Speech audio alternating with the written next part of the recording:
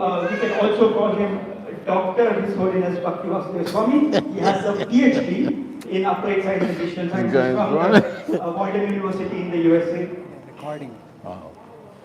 So today we are very fortunate. So we have a Kannada translation by Anand Vallabh Prabhu on near Garudev and Hindi translation by Rasamai Radharajan Prabhu near Shri Prabhupada. So request all of you to please attentively hear the class. Thank you all. Thank you very much. Thank you.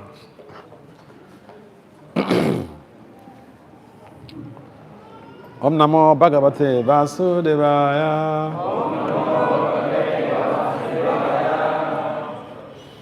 Om Namo Bhagavate Vasudevaya. Om Namo Bhagavate Vasudevaya.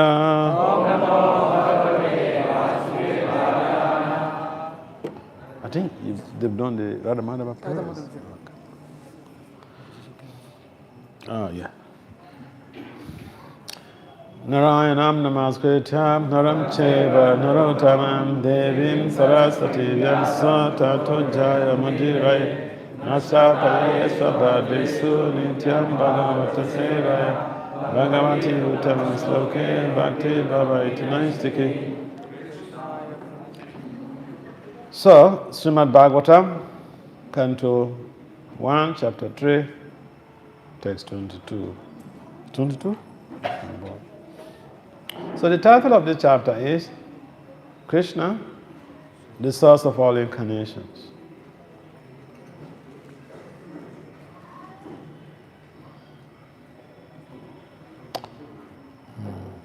Naradeva Tvam Apana Surakharya Chikishaya Samudra Nigrahadini Chakre Virya Nyata Param Naradeva Tramapanaha Surakharya Chikishaya Samudra Nigrahadini Chakre Virya Nyata Param. Can someone try?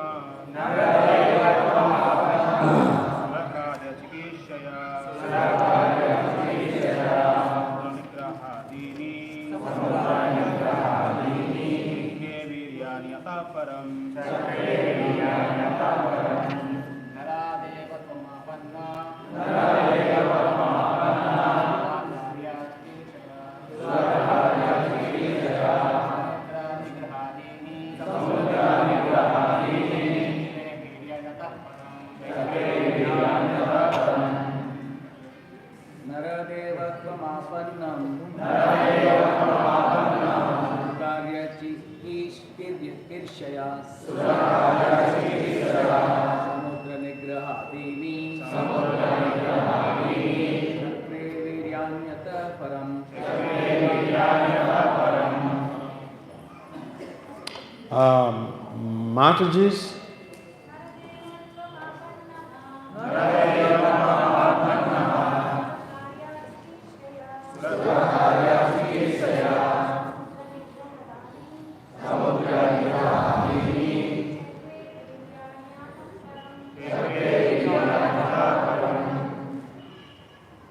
Mataji's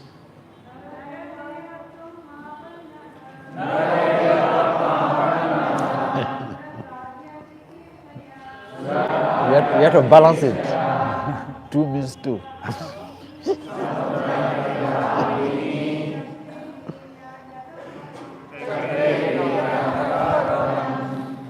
Thank you very much. Translation, word for word translation, then translation and purport by His Divine Grace, His confounder Acharya, Srila Abhachan Bhakti Vedanta Swami Prabhupada Maharaj ki jai. Srila Prabhupada ki jai. Srila Prabhupada ki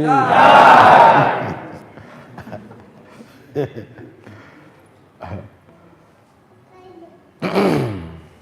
Okay. Nara, human being. Devatvam, divinity. Apanaha, having assumed the form of. Sura, the demigods.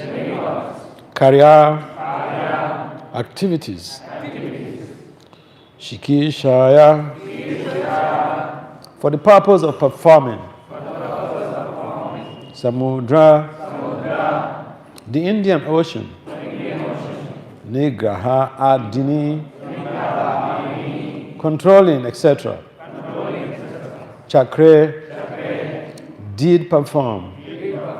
Viryani, superhuman prowess. Ataha param, thereafter. Okay. Translation. In the 18th incarnation, the Lord appeared as King Rama. In order to perform some pleasing work for the demigods, he exhibited superhuman prowess, superhuman powers, by controlling the Indian Ocean and then killing the atheist king Ravana, who was on the other side of the sea. Please kindly responsibly repeat. In the 18th incarnation, the Lord appeared as King Rama in order to perform some pleasing work for the demigods. He exhibited superhuman powers by controlling the Indian Ocean and then killing the atheist king Ravana, who was on the other side of the sea. Translation? Yes? It's happening behind? Oh, okay.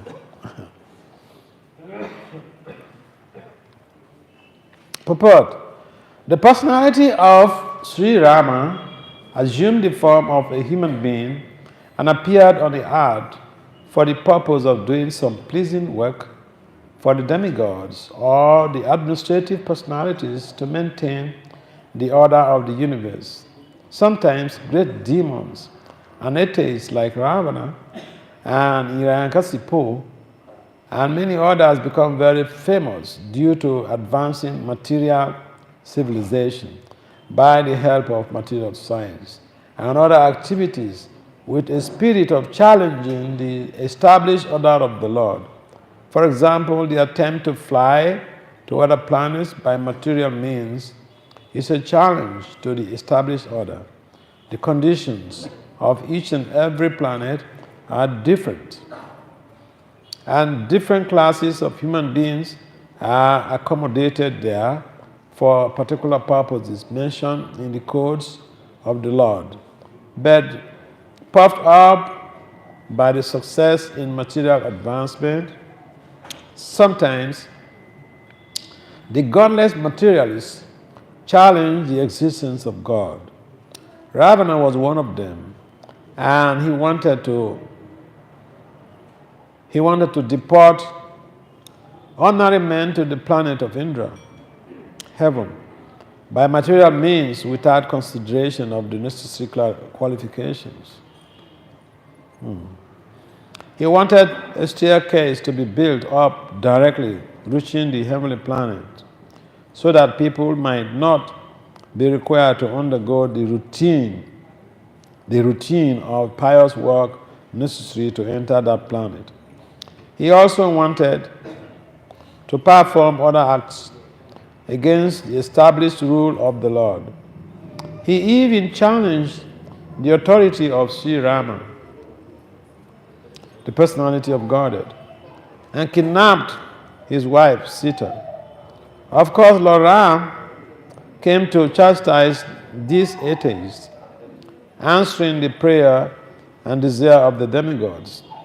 He therefore took up the challenge of Ravana and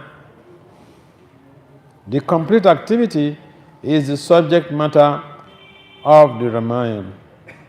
Because Lord Ramachandra was a personality of Godhead, he exhibited superhuman activities which no human being, including the materially advanced Ravana, could perform.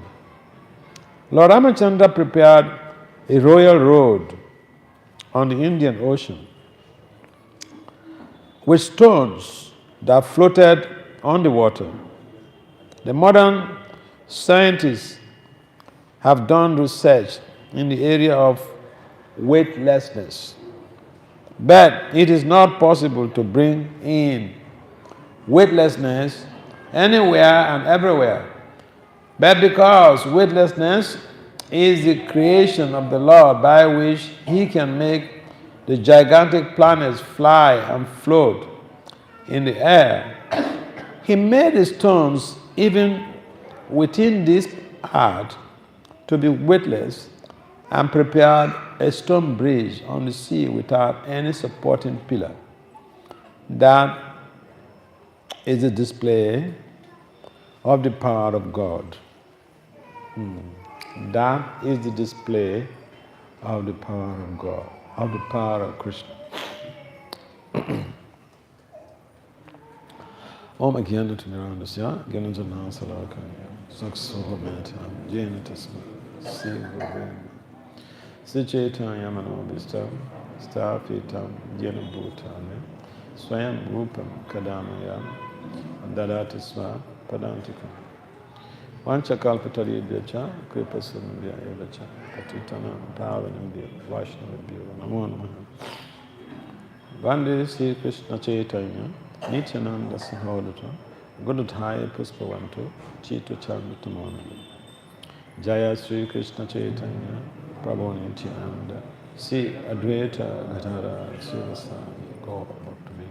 Hare Krishna, Krishna Krishna, Hare Hare. Hare Rama, Rama,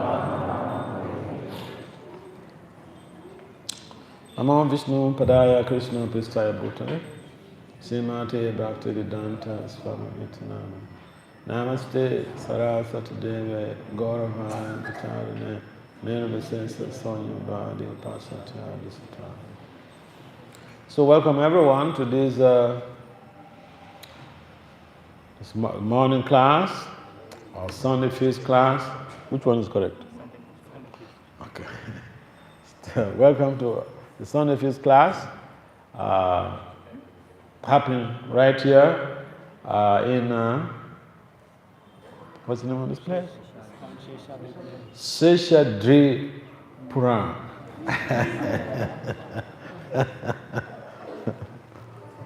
Yeah. These places are very cool, you know. We just came back from Nagabavi, and just a quiet, cool place, and the audience, the devotees, they're so much, you know, radiating love. They're so much enthusiasm, highly motivated to be able to go on with their devotional service. So here also I've seen our devotees here, they're very unique, are very enthusiastic to perform their services and to engage in sadhana bhakti. And those who are professionals, they are able to integrate their professional development with their sadhana bhakti, which is a very great accomplishment for a practitioner of bhakti yoga. Because what happens is that sometimes people think that because of the resources they have at their disposal, spiritual life becomes negligible. But spiritual life is the most important thing because there are people who are even having 3 PhDs and they are not happy.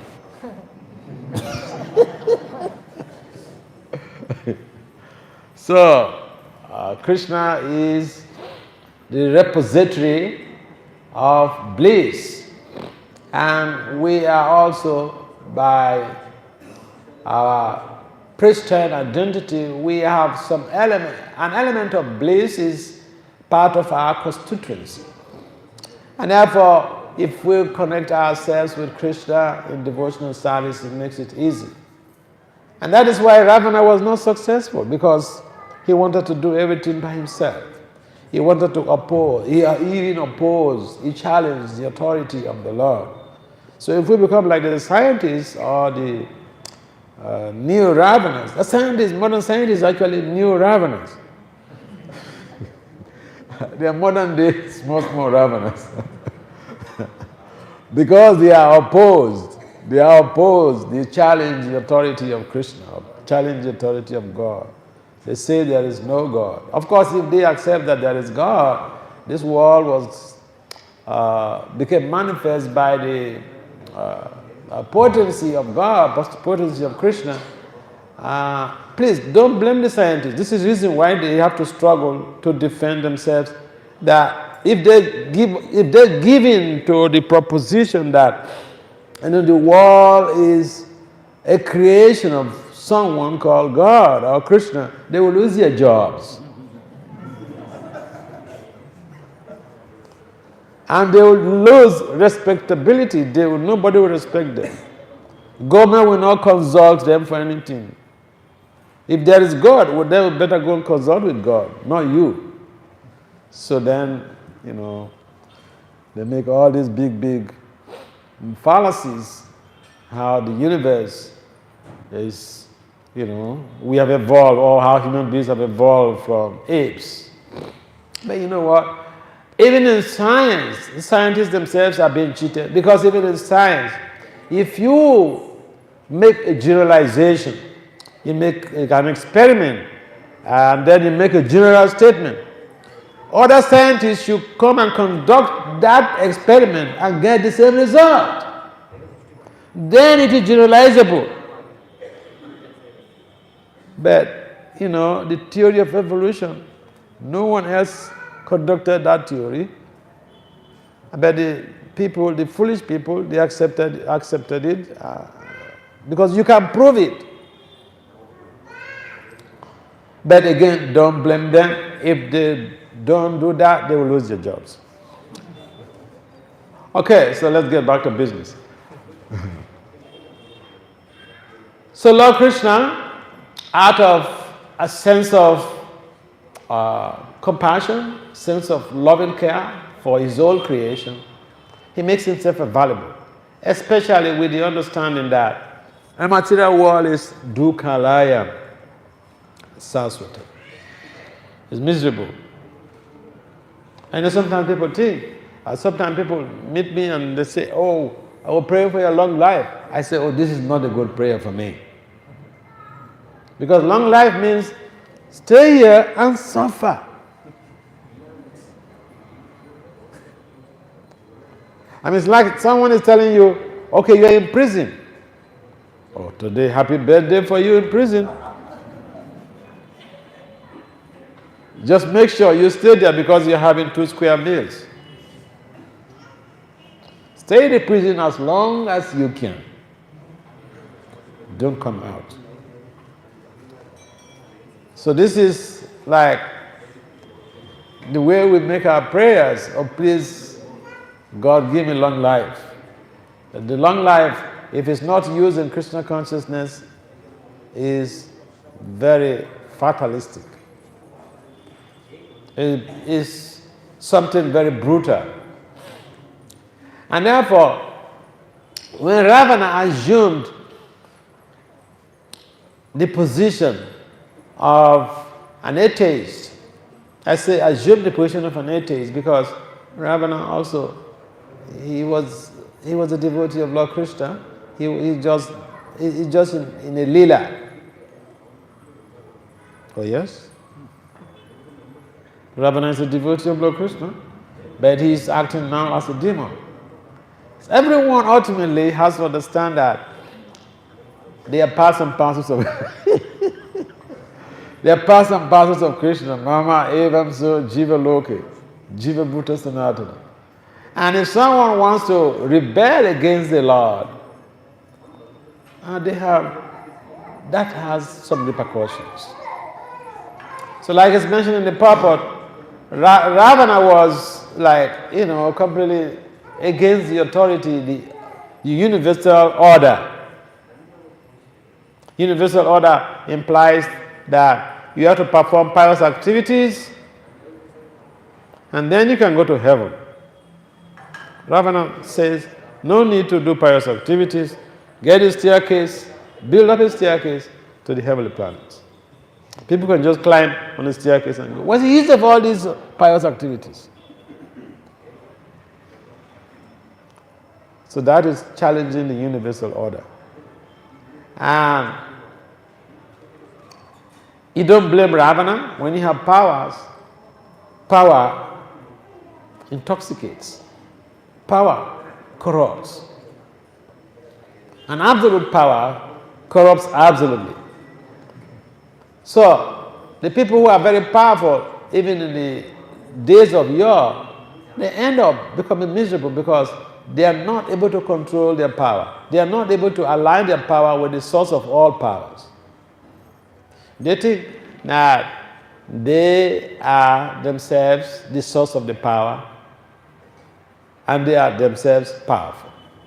But Krishna mentions in the Gita that he is the source of all prowess. He is the prowess in man. So even in the prowess of Ravana is Krishna, is a Krishna factor. But Ravana basically is very much unaware of this because he got intoxicated of the power. And when you're intoxicated, when you're taking some rum or wine, or you take some drugs, you don't know what is happening. So when you have so much of power, it's also like, intoxicates. Whether it's money or political power or whatever. So one can be very nice guy, very nice lady, sober. When you give them power, then you figure out where. You give them power and then you know their real status. So, it's like people taking some drugs. So Ravana challenged the authority of the universal authority and wanted to create a ladder to the heavenly planets. In most cases, you find that people who are very powerful materially, they cannot control their senses. Adanta Gobi, uncontrolled senses, is the root of all evils. Adanta Gobi, the uncontrolled senses, is the root of all problems in the material world. And that is what is keeping us in the material world. That is a great restraint. It checks us from making progress. So, and it is the cause of all crimes and antisocial behavior. And Ravana is the embodiment of uncontrolled senses. The simple definition of a demon is one who is under the control of the senses. A typical Godasa is a demon. A typical Godasa is a demon. And therefore, in Krishna consciousness, we all have small elements of Ravana in us. Oh yeah?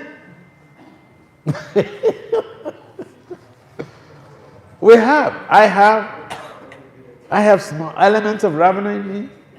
And that's why I'm in the material world. And that's why I'm suffering here in the material world of the threefold miseries. So, if people want to become suras, saintly, or become demigods, they have to align with the purpose, the structural purpose of the universe. And that requires that we follow rules. And that requires that we embark on activities that will help to purify us so that the senses don't the uncontrolled senses don't overwhelm us. I mean, it's like, this is January. So on January 4th, so many people took vows. New Year vows, isn't it? Isn't it? Yes. So many people took New Year vows. We say, in management science, we say that you are initiating a change. To initiate a change, anyone can initiate a change. How do you lead that change to a successful end? In other words, how do you sustain your vow? People take a vow. From today, I'm not going to smoke anymore. From today, I'm not going to eat garlics anymore. From today, so many. But in most cases, we'll find out about 75% of change initiatives fail, according to management science. I mean, just like people come to the temple in the beginning, oh, they get really enamored. I want to be brahmachari. I want to be brahmachari. You are initiating a change, initiating a positive change in your life. How that change, how you lead that change to a successful or to an accomplishment, that is the challenge. Because according to the statistics, about 75% of change initiatives fail. Only about 25% of people who took vows may succeed in upholding their vows. So it's a serious thing. It's a serious problem. And why people cannot follow up with their vows, why people, the change initiatives fail? Because in most cases, adanta gobi, uncontrolled senses. And so, those who don't follow rules, those who do not align with the cause of the absolute truth, it is very difficult for them to follow a standard. They may like a standard, but it's all in the books, not in practice. Because one thing is to say something, another thing is to practice. And so, if someone is not in a position to respect the orders of Lord Krishna, he's looking for trouble. He's just looking for trouble. And we see the typical case of Ravana, that he challenged Lord Ramachandra, and Ramachandra just very easily killed him. So Prabhupada, in Prabhupada is mentioning about how modern scientists, they've done so much of research on weightlessness. But, Rama just used stones to build the bridge to Sri Lanka. Stones. And you know what? You know the argument? Oh, that is a myth. It's a mythology. It's not mythology. See, where Ram appeared is there. Sri Lanka is there. Which is the mythology?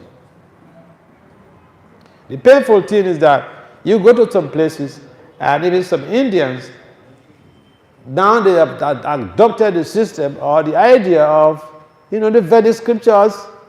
It's a mythology. Which mythology? Mythology means a fiction.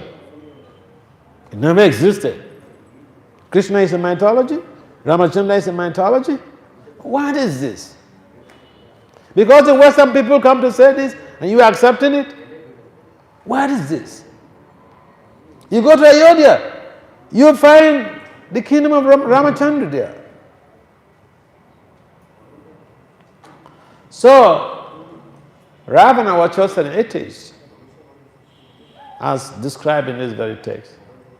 Now, his activities attracted Lord Ramachandra to annihilate him, to help to liberate him. Because when the Lord kills someone, they are extremely lucky. Well, you may say, well, I should also start acting like Ravana so that the Lord will incarnate to come and kill me.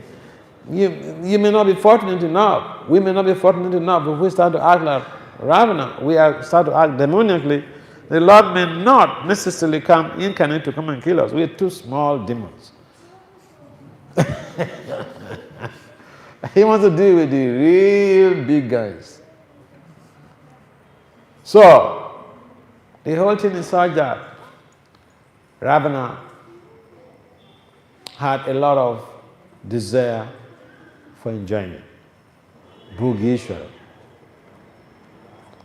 The demon is thinking, that's my enemy. I've killed him. I'll kill that. My other enemy will also be killed. And he perceived Lord Ramachandra to be his enemy. For what? For nothing. It's just that he had this fellow is very powerful. As soon as a demon hears of the power of someone else, they want to make some comparison. Is he as powerful as myself? The Lord Ramachandra is not a Jiva Tattva. It's not a Jiva Tattva category. He is a Vishnu Tattva, and here Ravana is a Jiva Tattva, and he's making comparisons. And so this is, according to Lord Brahma, Brahma describes this type of situation as Avisuddha Buddha, impure intelligence. Impure intelligence makes us to think that we can compete with the Lord. And so, in the case of Ravana, he tries several things to demonstrate his powers or his prowess, trying to build a bridge to the set up a ladder to the heavenly planets. He wanted to kidnap, of course, even the kidnapping of the so-called Sita that he did was, according to Trump, fake Sita. So, when someone is addicted to sense gratification, they may go at any length to try to achieve their goals. But ultimately, they end up being annihilated. And that's the typical case of Ravana. Unrestricted sensory pursuits leads to death. Unrestricted pursuit for sense gratification always creates problems. And therefore, it is important for us to try to enjoy the senses, but according to Prabhupada, dovetail it in the service of the Lord. Eat, sumptuously, but eat only Krishna Prasada. Because if we adopt the system of just being a vegetarian, we can eat in any buka, in any, just to give palate to the tongue.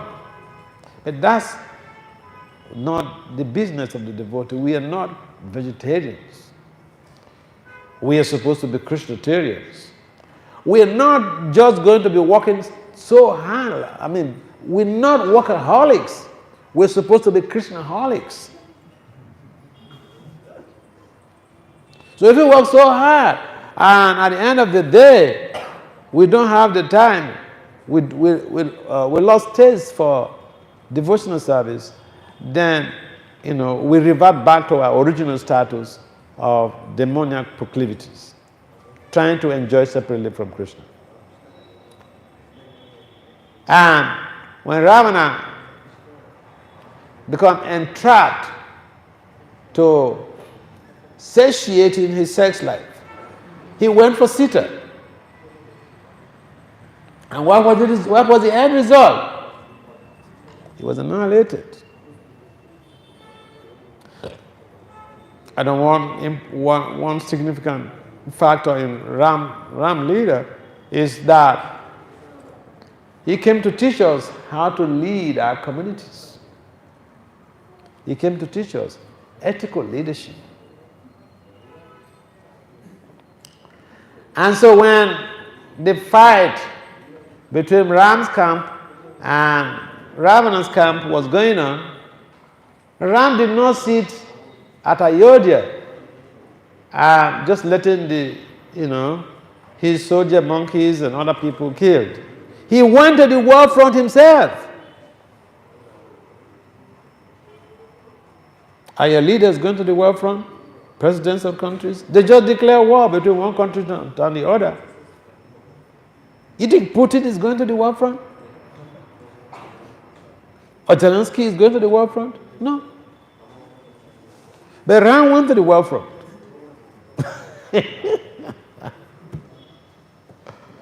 If we are afraid of death and we're pushing some other people to go and die, that's not a good deal. It means that we're not the well-wishers of our constituencies. And therefore, it is important for us to understand the implications of Ram's appearance and his activities. Is to set things right, to set an example of how we should lead our communities. And the family is a microcosm of the community. So if we don't take proper care of our families, how are we going to care about the devotees in our communities? Is it possible?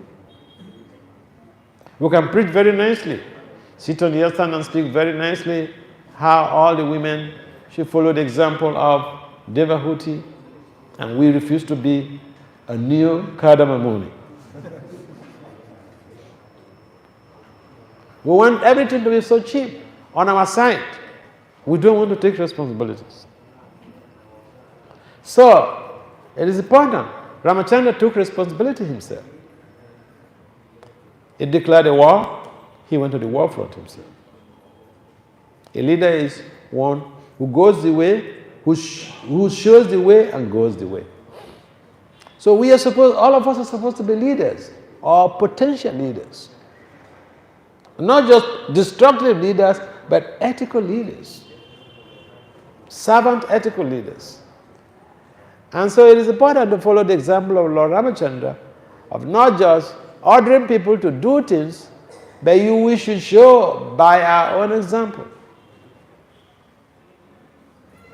A father cannot tell his son not to smoke, and they go hide to go and take some tobacco. If we have to preach to people, let our actions speak for themselves. And so, Ravana basically is an emblem of sense enjoyment. Ravana is an emblem of sense enjoyment. And sense enjoyment kills. And sometimes the sense enjoyer takes very dangerous risks. There's no problem in taking risks in this material world. But the risk is for who? For Rishikesh or for ourselves? For the matter of the senses or for ourselves? Risk for the matter of the senses, that's fine, because we don't get to pay any karma for it. But risk for the gratification of our senses, we pay the price for it. So, Ravana took a very great risk that he met his Waterloo, as they used to say. He met with heavy consequences, death. And so yes, we are all subject to death, but why rush to death? Why rush? There's no need to rush to death. We will die. Why rush? We have an opportunity to be able to align with the principles set by Lord Ramachandra. We have a chance to align with the teachings of Lord Krishna and to help in recreating a sustainable future for the global society. See, there is nothing that the world is lacking out there. What is lacking is Krishna consciousness. That's the only thing that is lacking. You look at all of the problems that are going on. in the world today, wars, crises, natural disasters. They are all based on the activities that we've been involved in.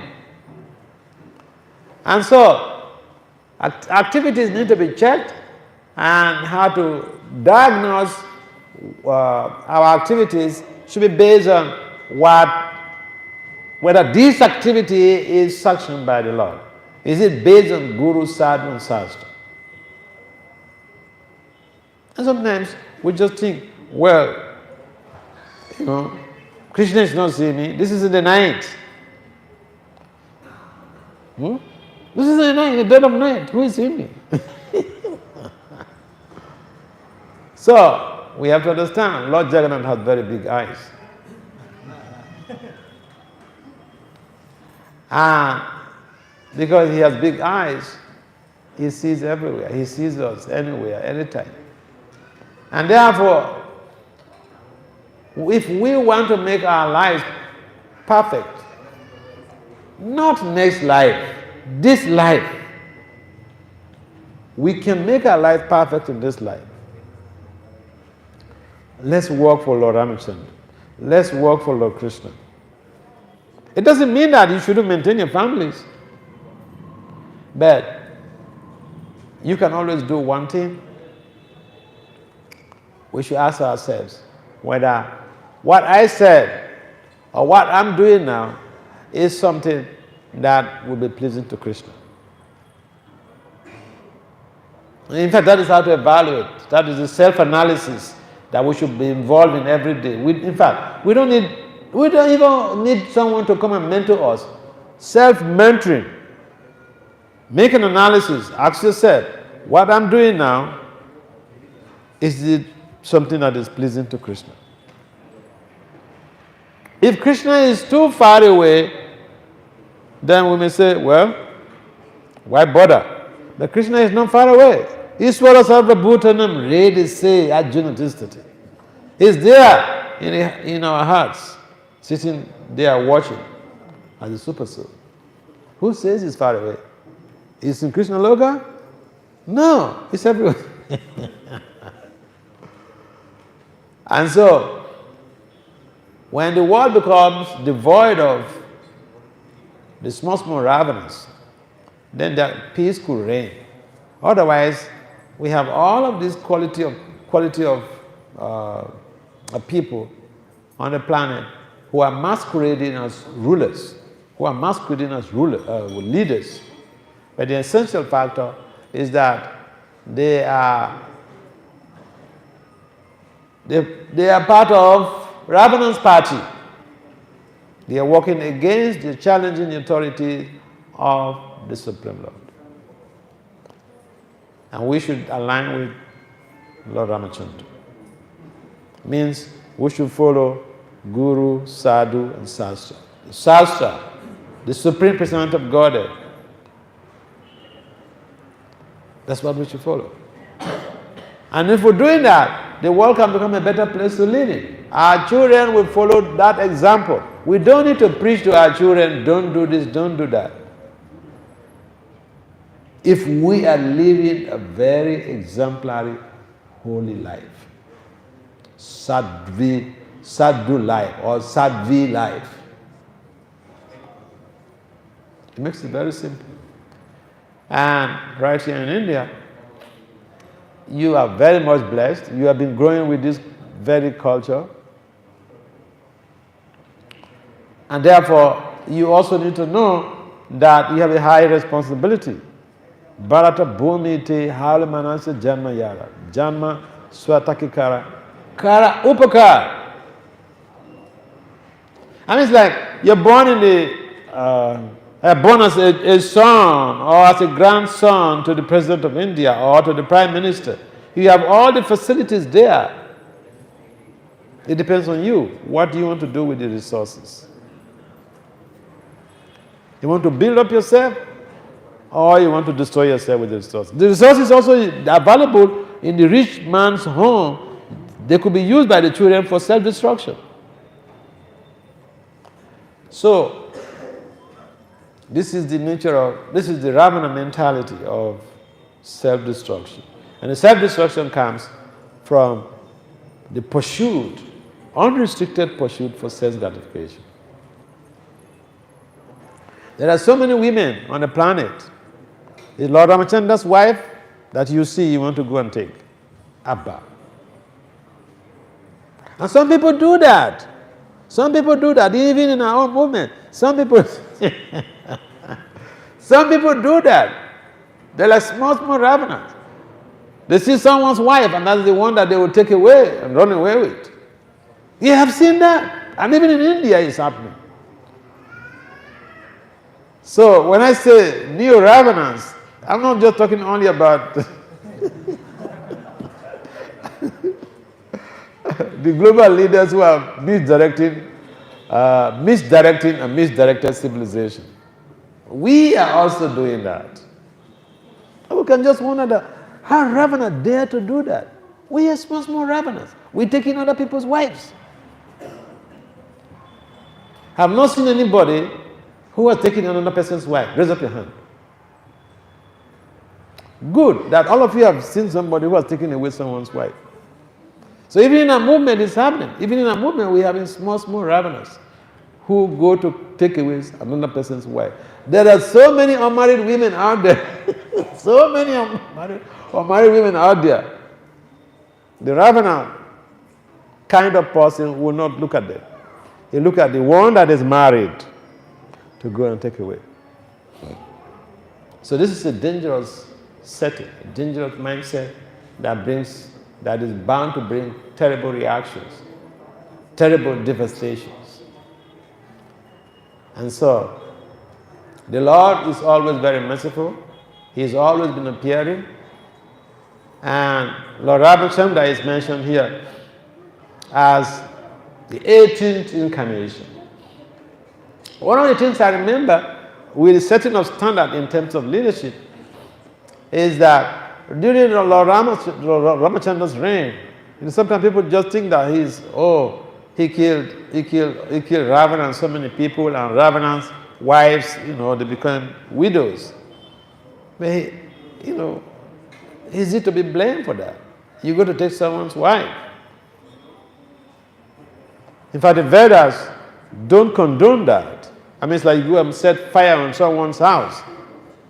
The rule is no violence, but if you go and set fire on someone's house, you could be killed. It's called arson. It's a criminal offense, and the Veda authorizes that. You married being killed. So you take someone's wife, they're really looking for trouble, because there are so many women who are not married, who are looking for husbands, who are looking for partners. So Lord Ramachandra, during his administration, there was a dog that was seeking for justice. A dog. In India, you see so many dogs on the street. A dog was seeking for justice, and he sought for justice from Lord Ramachandra. And Ramachandra facilitated that justice. You want to hear the story?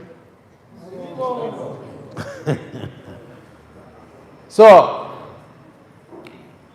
there was this Brahmin. He was going along the street. A Brahmin. Then there was a dog on the street. He was carrying some walking stick. The story is given in Ramayana. And by the way, there is a wonderful translation of the Ramayana by Vidvan Guranga, a disciple of Japataka Swami Maharaj. And they are in volumes, like we have the Bhagavatam volumes.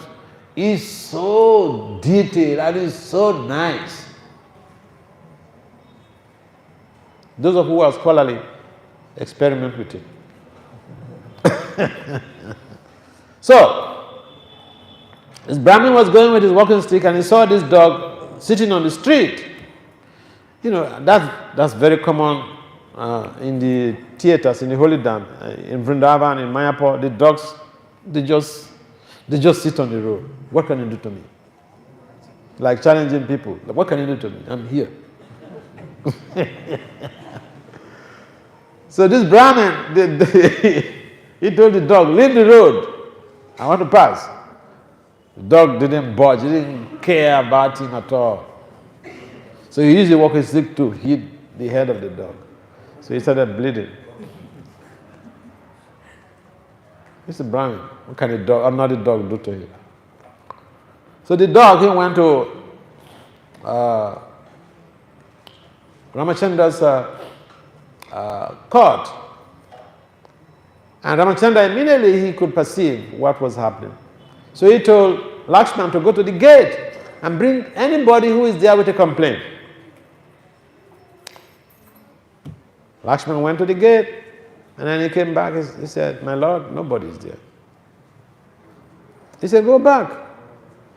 Go and check." He went, he came back, he said, "Nobody is there with any complaint." He said, "Go back and check. Any living entity you see, bring him here." So he went and then he saw this dog. The dog was there. He was bleeding in the head. So they brought the dog to the court of Ramachandra and they asked him his problem. What is his complaint? When you go to the police, you're a complainant. So here, the dog becomes a complainant. What is your complaint? He said, "I was sitting on the road. You see this bleeding? When you hit somebody and they bleed, it's called assault occasioning harm. So that's a serious crime." So the dog said, you see my head bleeding?" They said, "Yes." He said, "One Brahmin hit me with a stick on my head. I was sitting on the road. He asked me to leave the road. I was defiant. I didn't mind him. So he hit me on the head." He said, "A dog is supposed to be tolerant. I mean, a Brahmin is supposed to be tolerant."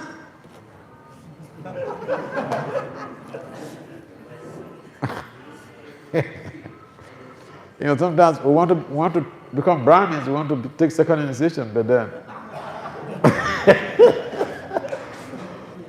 we look at the qualities of a Brahmin and they're so demanding, it's so daunting. So Ramachandra's court ordered the Brahmin to appear to testify. So they brought the Brahmin and he testified. They cross-examined him. He became like the defendant. He was the defendant. So they cross-examined him. The jurors, Ramachandra's jurors, they cross-examined this Brahmin. And the Brahmin said that, "Yes, I hit that dog on the head because I was coming." And he refused to go away from the road. I told him to go away from the road, he refused. So I hit him with my stick. And that's why he was bleeding. So, anyway, ultimately the court, the jurors, they found this Brahmin guilty. So they told him, "Yes, prosecuted you, we'll find you guilty in this case. But we want to also find out from the complainant what is the best punishment that he thinks you merit." So they called this dog. "What punishment do you think we should give to this man, this Brahmin, that will satisfy you? Because if we give the punishment just based on the books, he may not be satisfied. So tell us, suggest to us what is going to be pleasing to you." So the dog said that, "Make him the president of such and such a monastery."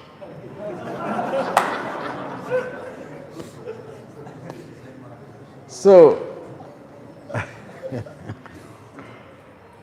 that's a little bit funny because someone commits a crime and you ask him for his promotion. You're the complainant and you're asking the court that they should promote him in his job. So some of the jurors who were participating in hearing the case, they didn't understand what the dog implies. But Ram understood everything. So the jurors, they asked him to explain why he said that, because this guy has committed a crime. And he asked him for him to become the president of a very prominent monastery, prominent ashram. I mean, like someone commit a crime, and then, you know, a devotee who is, okay, let's say a devotee who is, a Sankirtan devotee commits some offense, and then the temple management, they judge him, and then they find him guilty. And then, you know, the complainant, the victim, says, oh, make him a GBC. It would be like, they ask the complainant, the victim, and then they say, oh, make him a GBC. I suggest make him a GBC. So that is really strict. And so when the jurors asked the dog that, they needed some explanation about what he implies, why he's saying that, because this guy committed a crime, punishable by this and this, by prison or whatever. So he said that, oh, you don't understand. All right, let me explain. You see me, I'm a dog, right? You know why I'm a dog now? They said they don't know. He said, I was the president of such and such a monastery.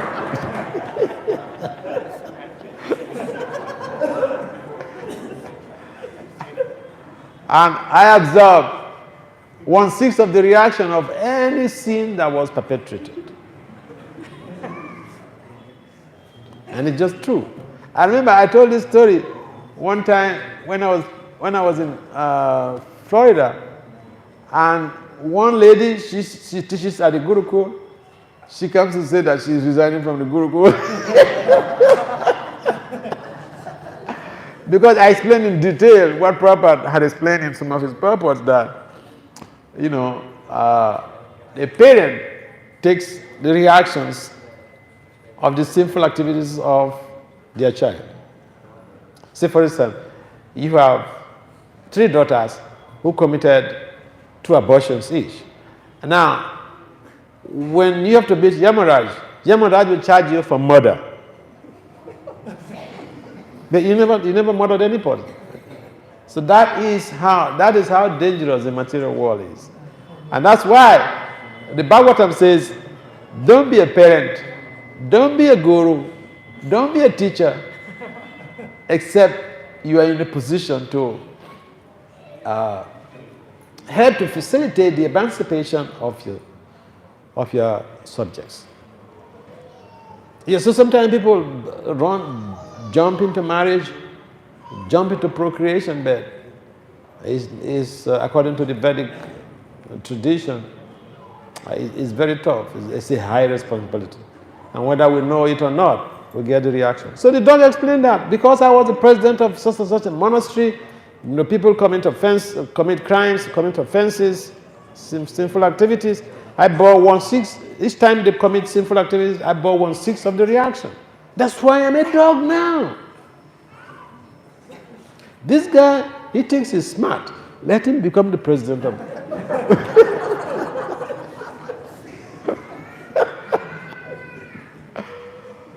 So, that is how the members of the jury, they came to understand the past life of this dog. So, Lord Ramachandra was very much into facilitation of justice. That even for a dog, he facilitated the justice demanded by the dog.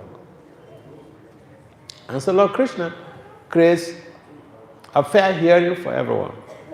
And if even we are weak, he's ready to help us. And we are all weak. It's a matter of recognizing that we are weak, and we take a proper step in trying to realign ourselves to achieve the mercy of the Lord. So, let us be in Ramachandra's camp and fight the war in our devotional life. Devotional service is like a warfare. If someone tells you devotional service is easy going, and they have not started, it looks very easy, but in practice, there are a lot of things involved that we need to do. But if we get the mercy of the Lord, He can build bridge across the ocean of material existence with stones for us to tread through. Any comments or questions?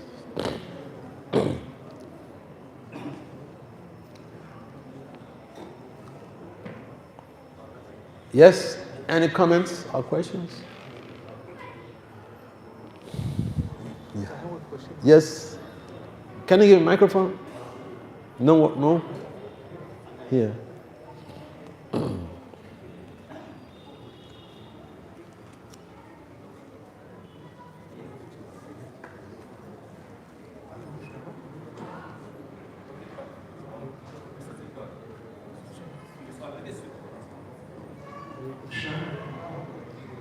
Maharaj, we were telling about that vegetarian and Krishnatarian. So unless we are Krishnatarian, our senses cannot be controlled. I am from South India. In Tamil Nadu, that is in South India, there are many Shiva temples are there. There are wonderful devotees of Lord Shiva. Personally, I have seen they also they worship only Lord Shiva. They offer food only to Lord Shiva, and they are also more sense controlled, like in devotees in Islam. So sometimes it looks more contradictory. Oh yeah. Okay. Yeah. Vaishnava Varnam Yatha Sambhu. Lord Shiva is the greatest of all the devotees of Lord Vishnu.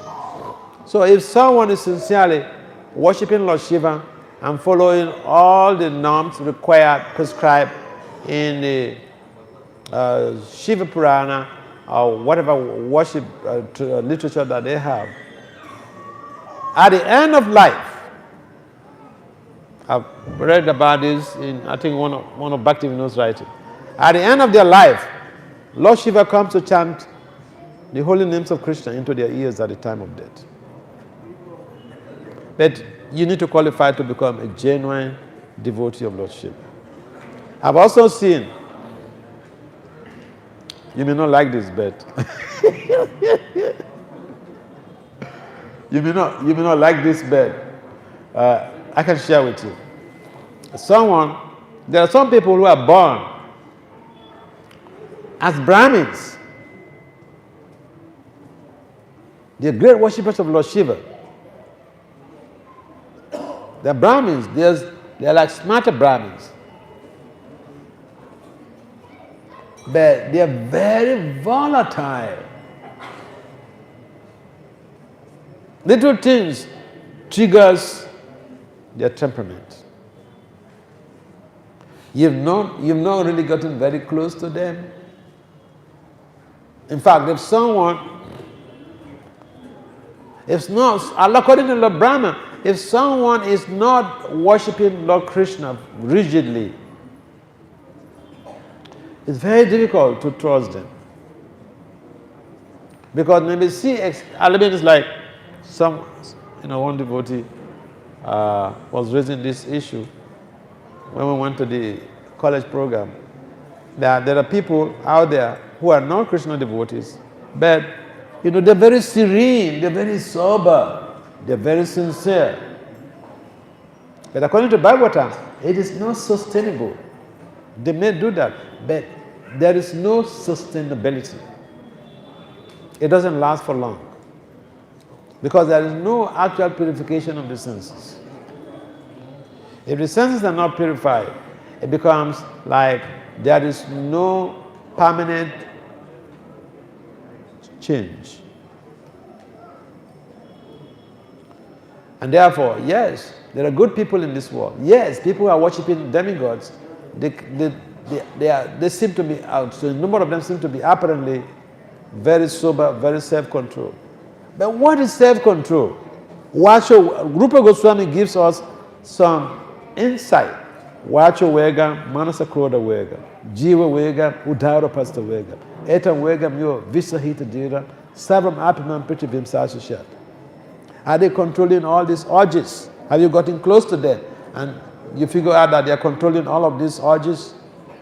Manasa, Kroda, Jiva, Udaru, Pasta. Are they controlling all of this? Did you get close to them? I've gotten close to some of them, and I know what I'm talking about.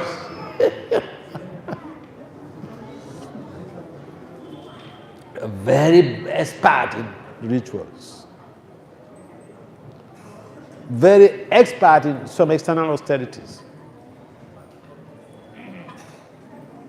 But no real actual control of the sensory modalities. Adanta go be. Yeah.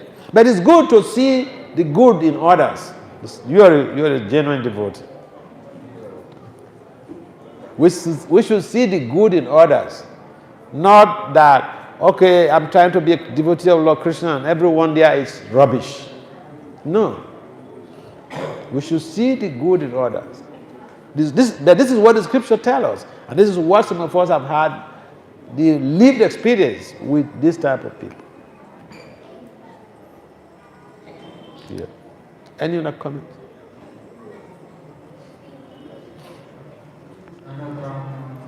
Maharaj, if devotional service is like a war, how to take shelter of devotees and the Lord? One more question.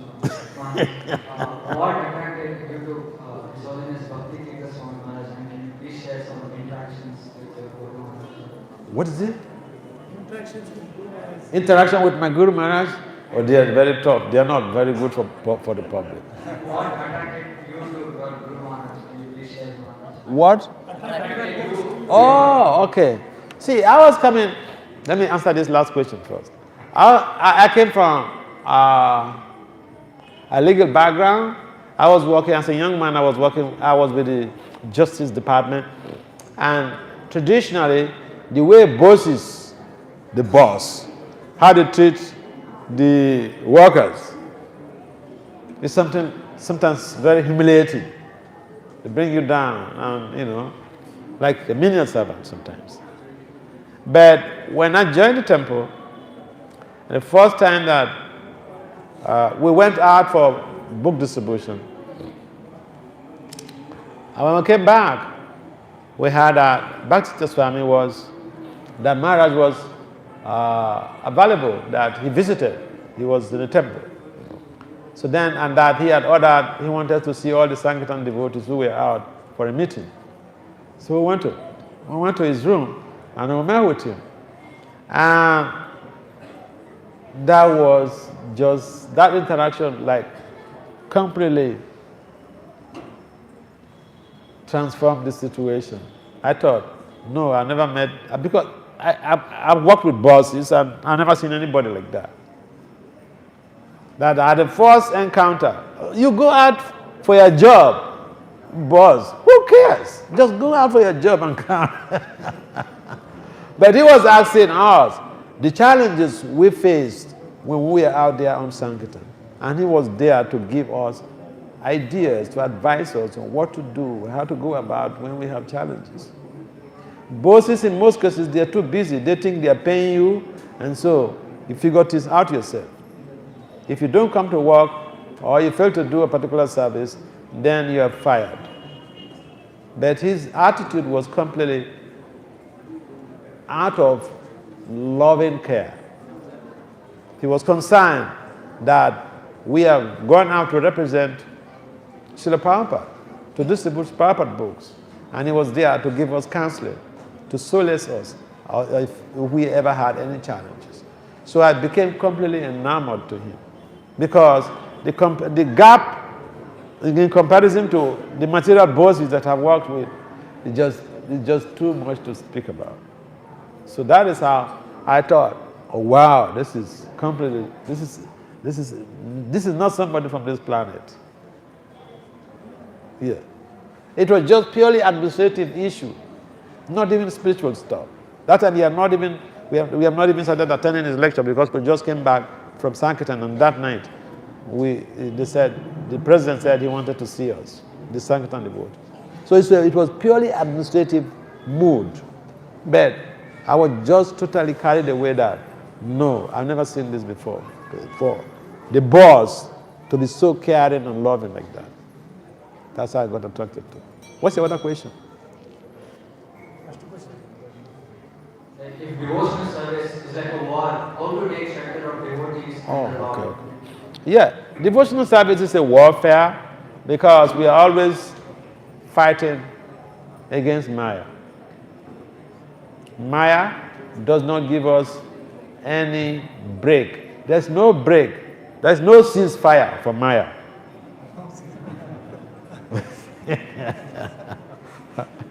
We may say Putin is so bad, but Putin also was seeking for ceasefire just recently. There is no ceasefire. Maya does not seek for ceasefire in the war. And so, anywhere that we get weakened, then Maya jumps in through there. And so the way we cannot really fight Maya. We cannot find the illusory energy because it's Krishna's energy. But if we take shelter of Krishna, and that if you read Bhakti Vinod's works on Saranagati, you see the process of how to take shelter of the Lord. Have you read Saranagati? Okay, maybe we'll do a seminar on Saranagati before I leave. But it gives you some fundamental idea about the process of Sarvadhana, Parituja, Manika, and Saranagati. How to surrender. We quote this verse, 1866, something like Bhagavad Gita, 1866. We quote this verse, but what is the actual process of surrender? You say, give up every other religion, every other activity. But how do we do that? How do we surrender? Bhakti Vinod delineated in his writings, in the Saranagati, on the different limbs of Saranagati, different steps of surrender.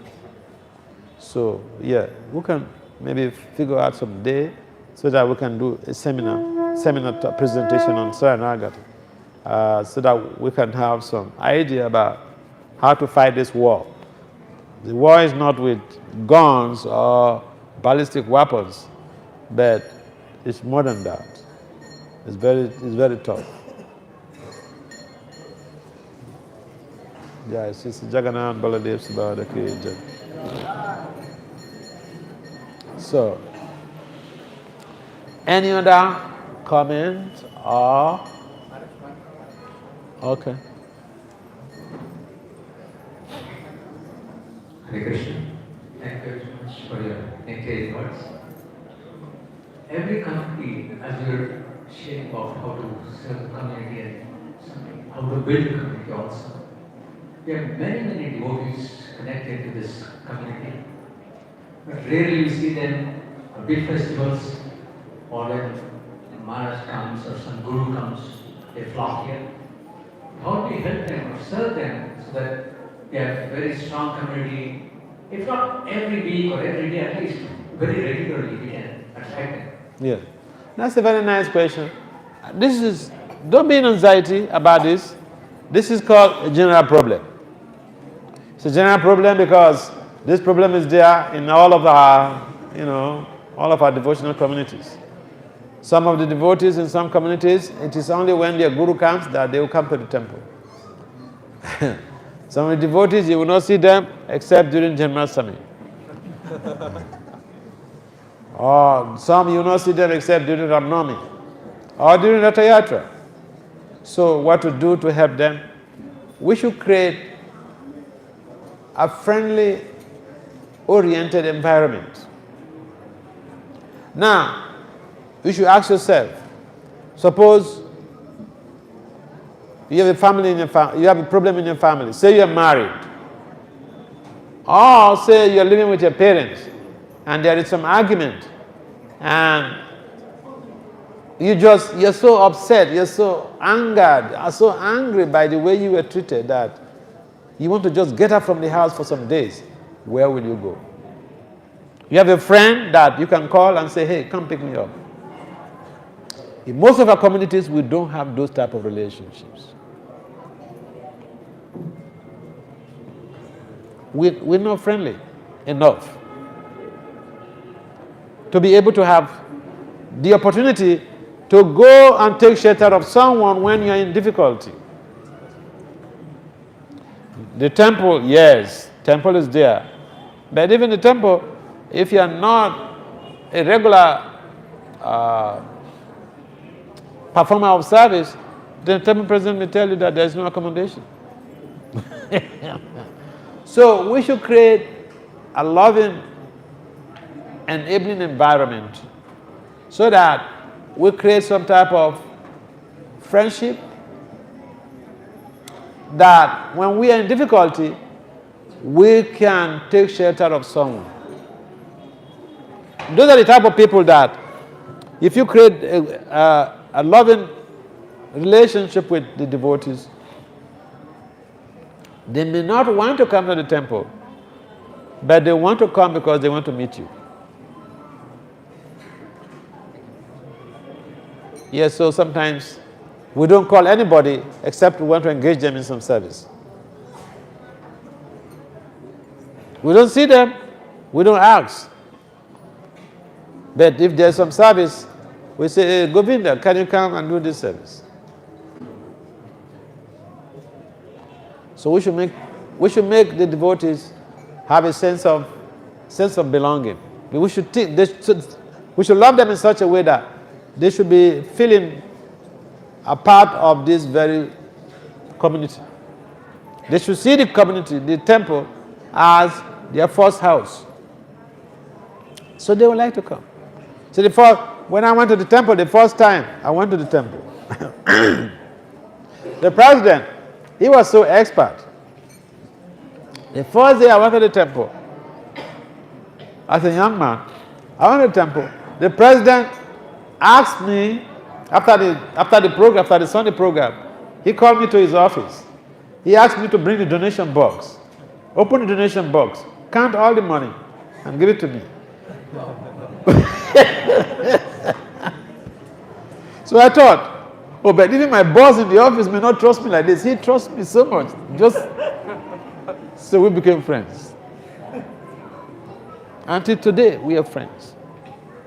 He's also his family now, but till today we are friends.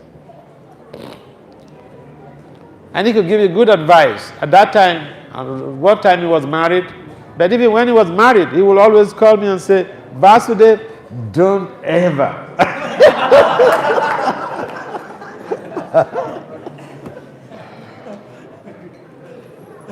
So, yeah, we should create an enabling environment. I remember when he was in Washington, D.C., walking, and at the same time engaged in some devotional programs.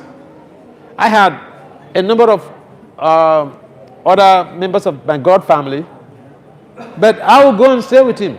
Then the other members of my God family, they wouldn't even know that I'm staying with somebody.